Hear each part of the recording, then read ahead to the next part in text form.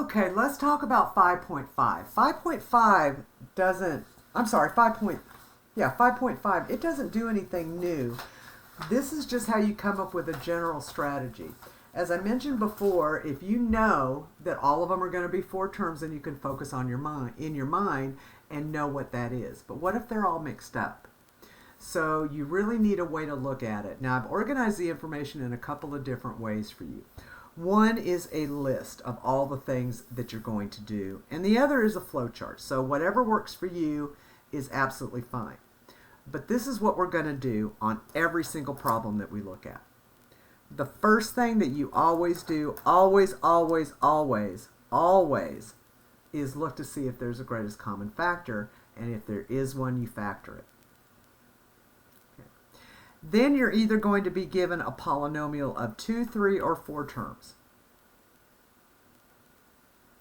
Once you have factored out the greatest common factor, if there are 2 terms, the only possibility is a difference of squares. So you look to see if it's a difference of squares. If it's not, then you're done. If there are 3 terms, there are a couple of options. You can do with the lead coefficient of 1 or the lead coefficient of something other than 1. So you're going to want to look at that. If there are 4 terms, you're going to factor by grouping. So if it's got a lead coefficient of 1, it's a guess and check. That's where you're going to do something times something equals C, and those same 2 numbers added together equal B.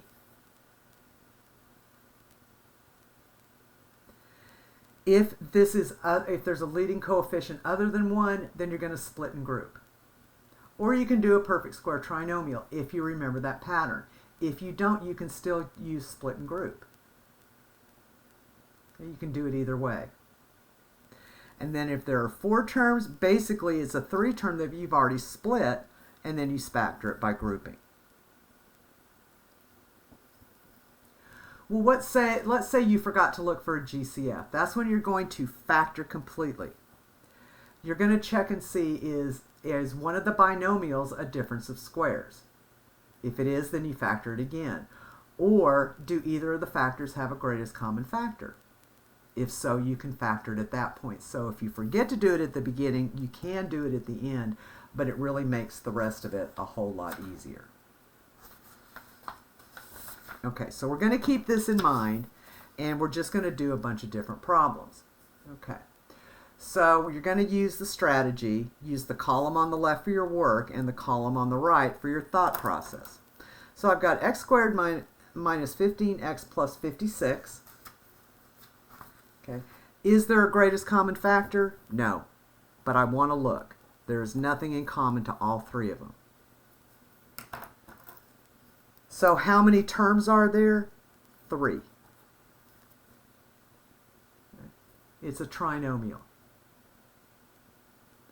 So based on the number of terms, which method do you use? Well, the leading coefficient is 1.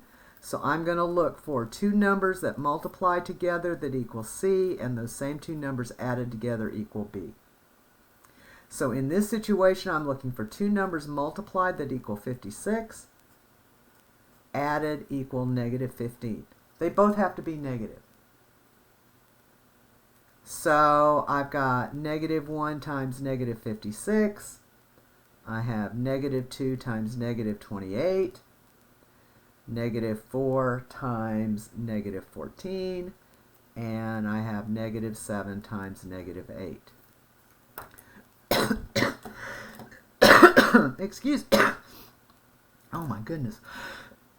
Then I change them all to addition and see which ones add up to negative 15. That one doesn't. That equals negative 30. That equals negative 18. And here's my winner. That equals negative 15. So I know this factors into x minus 7 times x minus 8. And I'm done. Because I don't have to solve it. All it says is factor. There's no equal sign, so I can't solve it. And if I'm not completely sure, I'm going to check by multiplying. So if I have x minus 7 times x minus 8, I know that's x times x minus 7 times x minus 8, x squared minus 7x minus 7x plus 56, which gives me x squared minus 14x plus 56.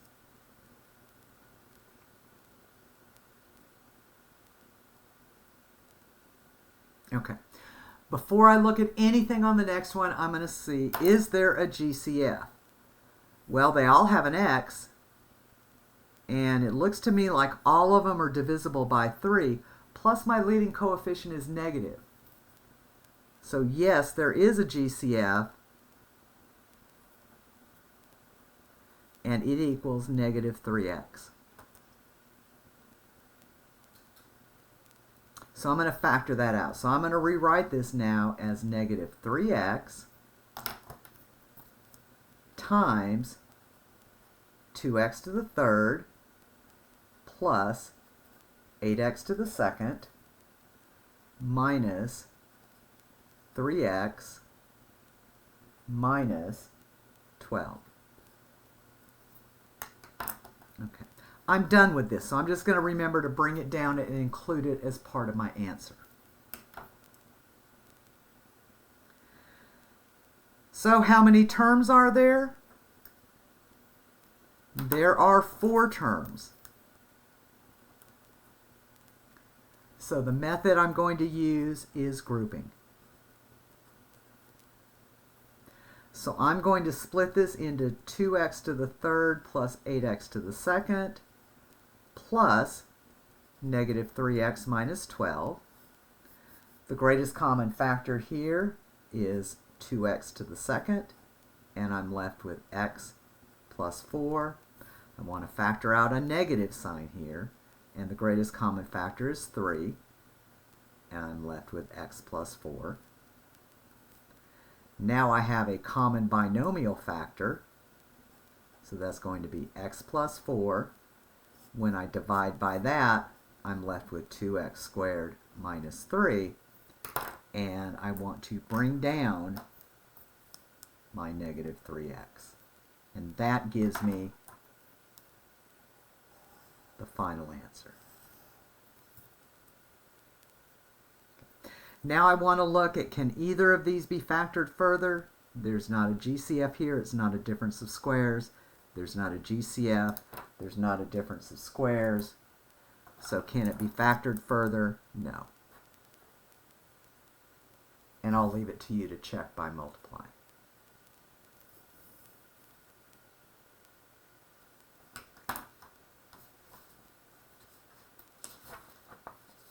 Okay, on my third one here, is there a greatest common factor? Is there anything in common to both of these? And the answer is no. How many terms are there? There are 2. There's no GCF, so is it a difference of squares?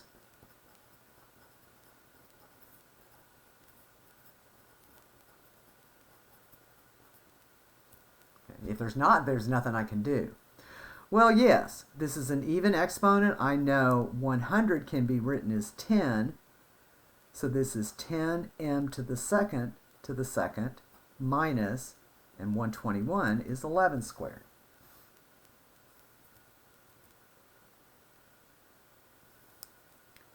So this is 10m to the second plus 11, 10m to the second minus 11. Can either of these be factored further? Neither is a difference of squares. There's no greatest common factor.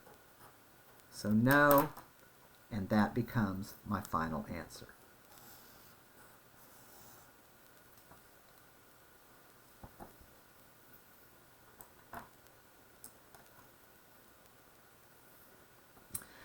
Okay, negative 15x to the fourth minus 25x to the third. Is there a GCF? Yes. 15 and 25 are both divisible by 5, plus I want that negative. So negative 5, and my smallest exponent is 3, so x to the third. So this becomes 5x to the third.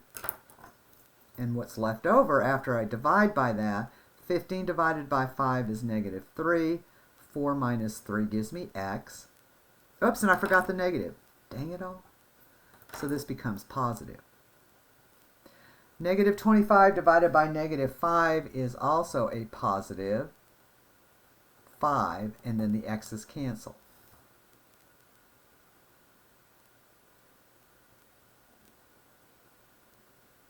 Okay, so how many terms are there? There are 2. I've already factored the greatest common factor, so this is not a difference of squares. So it cannot be factored further, and I'm done. The only thing I could do was factor the greatest common factor.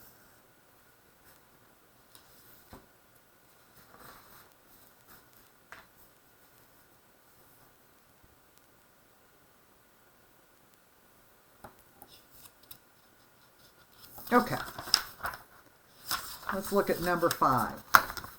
All right, 9x squared minus 7x minus 2. Is there a greatest common factor? Not every term has an x, and 7 and 2 are prime numbers, so no. How many terms are there? There are 3 terms. This is not equal to 1, so I'm going to use split and group.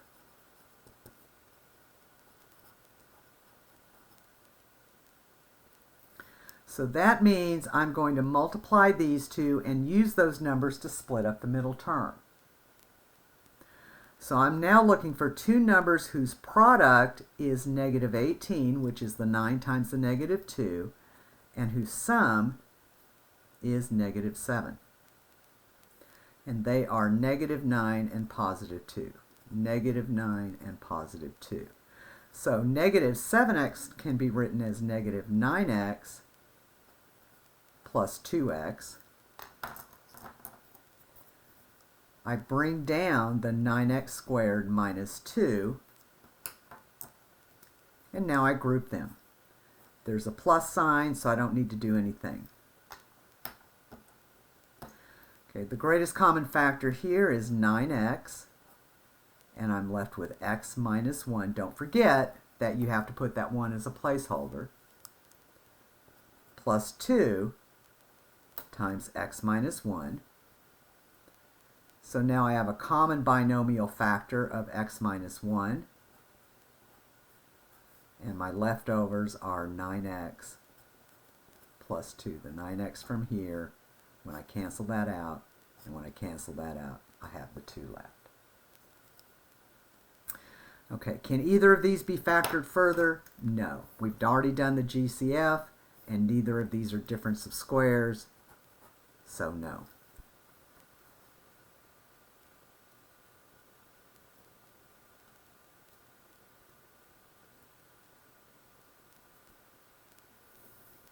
Okay. Number 6. The problem with number 6 is that it is not in descending order. So before I can do anything, I've got to write it in descending order and figure out what's going on. So this is actually 25x squared plus 40x plus 16. Okay, is there a greatest common factor? There is not. How many terms are there? There are 3. This one, I notice that both of these are perfect squares. So, but if I'm not comfortable with that, so I can either do perfect square, or I can do split and group.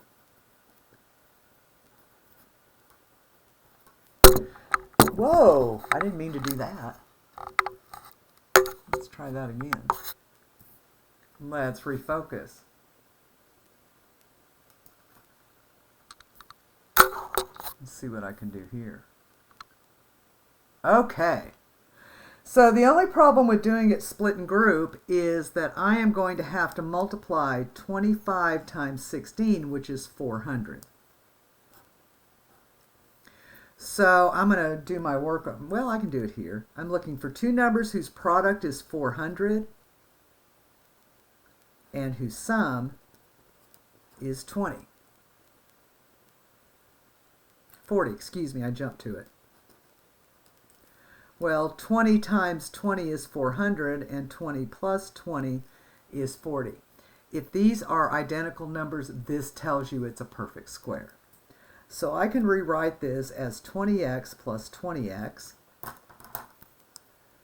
Bring down the 25x squared plus 16.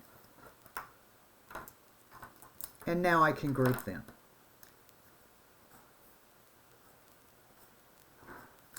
Okay, the greatest common factor of 25x squared and 20x is 5x. And when I do that, I'm left with 5x plus 4. The greatest common factor of 20x and 16 is 4. And when I divide by that, I'm left with 5x plus 4. I now have a common binomial factor of 5x plus 4. And when I divide that out, I'm left with 5x plus 4. So now your terms are identical, or I can say it's 5x plus 4 to the second. We already looked for a greatest common factor, so there's not going to be one here. None of these are difference of squares, so you can't be factored any further. And again, you can, if I was in person, we would check it in. Okay. All right. Number 7. Yes, it's in descending order. But even if there's not, I need to factor out that negative sign. So I'm going to say yes. And it may just be -1. But these are all even numbers, so it's a -2. So I'm going to write this as -2 times 3x squared minus 16x plus 5.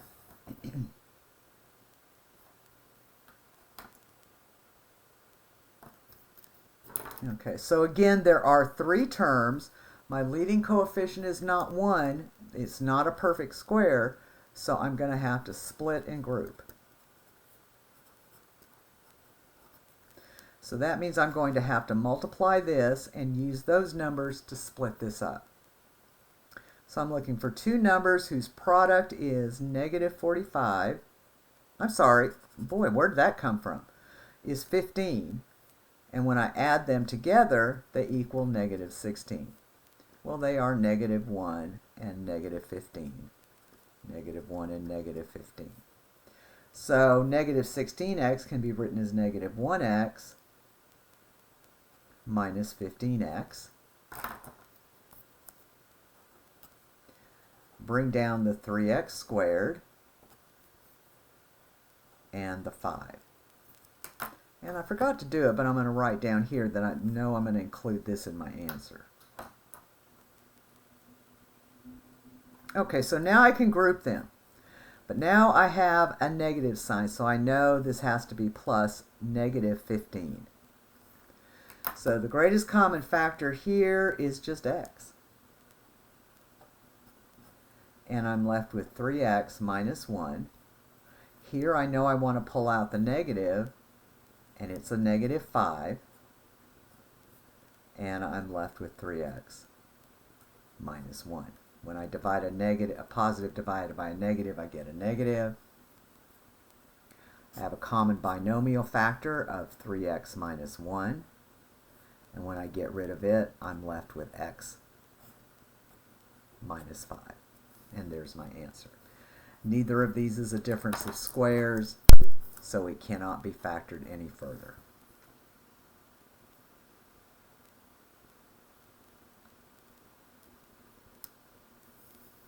Okay, and our last one here, x squared plus xy minus 2y squared. Is there a greatest common factor? No. How many terms are there? 3. Now, there are a couple of ways that you can think about this. You might want to split and group, or you can just say, all right, the x's and the y's will take care of themselves. So what I'm really looking for are two numbers whose product is -2 and their sum is 1.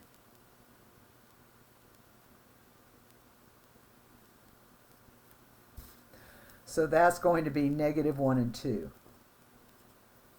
Now the thing I have to remember if I'm going to do it that way is that the x's and y's take care of themselves. I've got an x here and I've got a y here, and then these are the numbers that go in front of it. So x minus 1y, x plus 2y. And there you have it. Can either of these be factored further? No, we're good on that. Okay, now I have also put on there some extra practice problems. There are 10 additional practice problems with the answers. So you might want to, if you're struggling with this, you might want to look at those as well. Okie doke.